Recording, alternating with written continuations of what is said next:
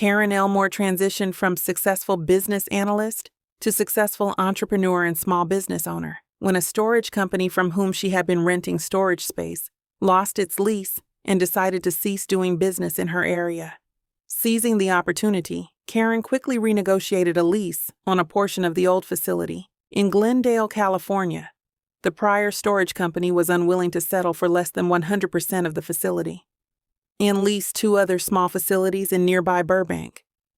By contacting the former tenants of the old storage company and offering them either discounted starting rates or free relocation from their storage units, where these would no longer be available at the Glendale facility, she was able to capture an immediate customer base and generate positive cash flow for her new business in only a few months.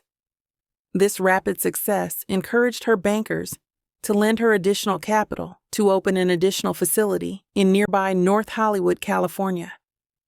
Karen also leveraged her business and technology acumen in choosing smaller, less costly facilities than her nearby competitors, and achieving a lower labor cost model by automating security cameras, gate and access systems, and implementing remote monitoring and management.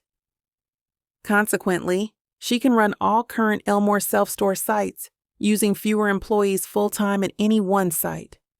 At present, Elmore's menu of storage options includes vehicle lot and structure space, freight-compatible storage containers, pods, storage units, and temperature-controlled options for storage units and storage containers.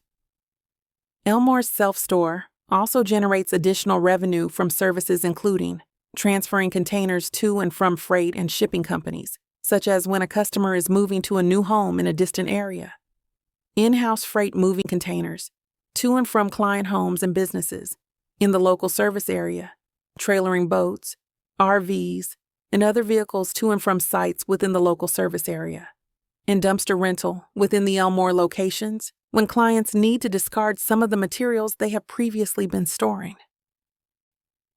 Here is the Elmore Self-Store Database entity relationship diagram as it exists in the current evolution that the business uses for operations. Site entity. The site entity contains records of each physical Elmore Self-Store location. At present, there are 4 locations. Being able to relate available and rented storage facilities and the revenue generated by each individual facility is critical to Karen's ability to manage the business, evaluate costs and profitability, and to know when it's time to grow or shrink the business. Site records are uniquely identified by the Site ID primary key, PK attribute. This attribute is also used as the foreign key, FK, linking field to the storage unit entity. As is probably intuitive to you, one site may have many storage unit records. These include all types of storage, including containers, units, vehicle parking, storage spaces, etc. Tenant entity. The tenant table stores the details of the tenant records. These include current and past tenants. Naturally, a tenant may rent multiple storage units, and these may consist of different types and may be located across different sites. Records are uniquely identified by the tenant ID field as the PK. This attribute is also used as the foreign key, FK, linking field to the storage unit entity. Service Rec entity. The Service Rec table holds the service request records, each uniquely identified by ServReqID as the primary key. Each service request links to one storage unit by unit ID, and of course it is possible to have multiple services, past or pending, linked to a single unit ID. Past service requests have a non-null completion date, and the status field indicates whether a request was canceled or completed. Other possible statuses, at present, include scheduled and hold for customer notice.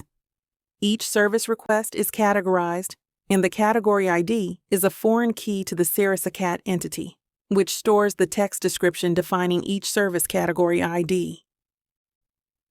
CIS-107 entity. The CIS-107 entity is a reference table containing the textual description, category description, for all service categories.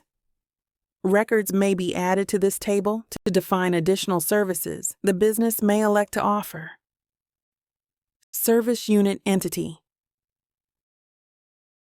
The service unit table comprises the comprehensive inventory of units the business has. Available units are indicated by a null tenant ID value. The tenancy start date indicates the beginning of the rental contract, and the tenancy end date indicates the end of the contract term. Typically, the tenancy end date will be either a future date, as when a tenant has provided a notice of termination, or null. When a unit is vacated and any pending amount due is settled, or turned over to debt collection or written off, the tenant ID, tenancy start, and tenancy end are set to null. The contract rate is the monthly rent negotiated with the current rental client. The standard rate is updated periodically and reflects the standard price the company hopes to charge for the unit the next time a contract comes up for renewal or the unit becomes vacant. An interesting aspect of the rental of storage containers, pods, is that they can be reassigned from one site to another, and that inventory of containers can rise and fall as containers are received from or sent to freight companies or discarded when damaged or reaching their end of useful life. This concludes the lesson.